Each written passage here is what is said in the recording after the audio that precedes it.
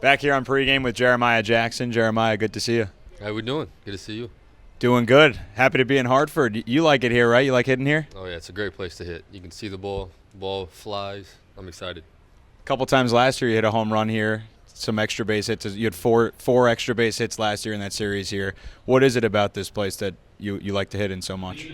It's just the stadium feel. How you got the bleachers in the outfield and the big right field wall. Just kind of everything feels on top of you. It just to me personally, it makes it easier to see the ball, to see the spin, stuff like that. Let's go back to last night. Obviously, you come off the bench, you hit a game-tying pinch hit, 2-run home run in the bottom of the ninth inning. Take us through that whole experience. Yeah, no, I mean, day off, but you kind of always want to stay ready, especially towards the end of the game when it's close. But yeah, no, Reed told me top of the ninth, he was like, get ready to hit. If Palmer gets a hit right here, he gets on, like you'll hit for Wyatt. And then Palmer has a great at bat, gets a single, and then obviously I go in and there's really not much expectations. I wasn't expecting a hit, so I just kind of went up there and was like, all right, well, we're here, and got a good pitch to handle, and it went. Does it almost feel looser when there's no expectations like that? Yeah, I mean, it's all mental, and just to kind of, when you're expecting or you're guessing or thinking this is going to happen, this pitch is coming, you're usually wrong. But like usually when you don't think and you just kind of allow your ability to take over, it's a lot easier to play. And how did it feel once you saw it go over the wall? Felt great. Yeah, I don't hit very many homers at Binghamton, so it feels really good to hit one out of there. Mentally, when Reed tells you that you got to be ready to hit, what are you thinking? What are you going through before you actually get out there? I mean, really, you just kind of, there's not much time to think. I guess I was kind of more concerned with getting my body loose and getting ready to swing more than anything. And, luckily I felt fine coming off the bench. There was a big crowd, so the adrenaline was pumping. It was a big night, big situation. So, I mean, it felt good. Felt really loose in the box, and hopefully keep that going coming into Hartford. For you guys in this series, been a lot of comeback fashion. Yesterday you were able to tie it. You've fallen in all three, but to be able to fight like the way you guys have, what does that say about this group? Yeah, I mean, it's a tough game. I mean, baseball is weird. We go out there and we hit, we play good defense, pitch, and they can do the same thing, and it's just kind of back and forth. But, I mean, that's just kind of the game. You're never really out of the game, especially this group. We're always an inning, 2 innings away from having that big inning that we need to ultimately put us ahead or get us, in striking range. But, just with the team and the bullpen, we're never out of games. Nobody ever thinks we're out of games.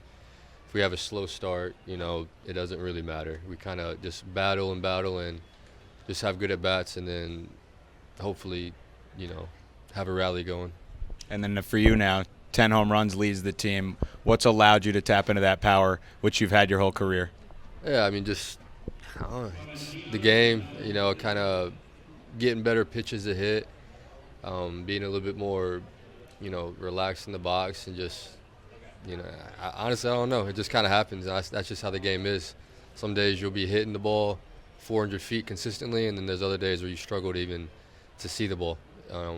And it's just really about staying level-headed through all of it and just having quality at bats, even whenever you're not hitting the ball well. And hopefully, you can survive long enough to keep that average, keep those numbers in a good spot through a long season. For this team, a lot of big boppers. I know you like to talk about hitting a lot. So with Ryan Clifford, Kevin Parada, guys like JT Schwartz as well, what are you talking about with them on a day in and day out basis about hitting? Yeah, I mean, we got a group full of great hitters. From bottom to top, you got a bunch of guys that can hit the ball well, consistently, and really that's the big key is just how can we be a little bit more consistent, and whether that be with power or just finding the barrel, and I think that whenever we can kind of simplify the game and simplify the at bats and really just think about having good team at bats, through a long season you're gonna hit for power, you're gonna hit your doubles, your average. It's just really about having a good approach and a good plan day in and day out. And when you're watching a guy like Ryan Clifford go on the power surge that he's had at this level, what is that like watching him do that? Oh, it's awesome. It's young talent coming through in a really tough game, and and making it look easy at times, and that's hard to do. And for somebody like him, left-handed swing, and it's just power, like a lot of power. He has a great eye.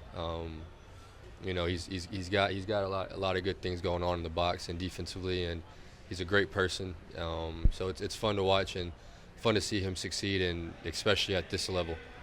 And another lefty first baseman, JT Shorts, red hot. Yeah, I mean, and JT, he's gonna hit. He's arguably one of the best hitters on the team. He has a knack for finding barrels. He can spray the ball all the way, all from foul pole to foul pole.